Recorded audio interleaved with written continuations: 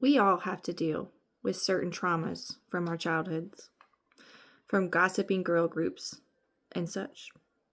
I have had my fair share of moments where groups of people would come against me. It's happened my whole life. Humiliation type situations where a whole group does something to deliberately leave you out, where one person won't like you, who would be considered the alpha of the group, and then they turn the whole group against you. I never ever did anything to hurt anyone. 99.1% of the time, it would be unprovoked. You know how on the playground, like growing up, the girls would have their little cliques and they would talk like in circles. Well, I remember one day very clearly where this group of girls who I usually hung with all of a sudden was just leaving me out of the circle, literally pushing me out of the circle.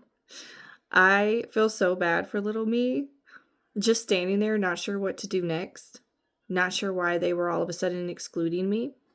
It definitely hurt, and it definitely hurts when these types of things happen, no matter who you are. Being left out in any sort of capacity is hurtful. Remember those boy-girl parties? You know, the ones where you do spin the bottle and games like 7 Minutes in Heaven. Well, there was a particular party where the whole class was invited, but no one from my group was going to be able to be there. But I was brave enough to go by myself. It all started out okay, innocent enough. Then they all decide we are going to play this game where one person hides and then the whole group goes to find them. So I go hide and slowly realize no one is coming to find me. I remember like it was yesterday, me sitting on this floor in the dark, curled up, frozen, not sure what to do. At this point, I knew they had done this on purpose. Small tears start rolling down my face, but I stop them because I know I'm going to have to go back out there at some point. I finally decided to leave and there was no one to be found. I find my way downstairs and just sit in this bedroom, not sure what to do. But that was a mistake because, of course, the parents realized what was happening, scolds the girl and the group for doing what they did, and then the rest of the party was completely awkward. I remember just dancing anyway, and this one girl being like, "Oh, I like your dance," and started to dance with me. And that truly made me feel so much better. I will never forget that little spark of kindness that she showed me. As an adult, I have had many different groups of people come against me for no reason really.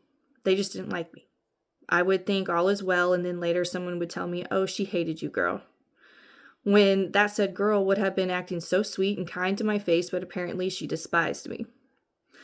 If you haven't guessed already, my circle is pretty small. Any sign of disrespect or trying to compete or putting me down right in front of me, I'm out. If not physically, most definitely I've dissolved all cords emotionally, spiritually, all the things. And I always set the intention to the universe that anyone who was not for my highest and best, may they stay out of my reality as much as possible. The universe always listens.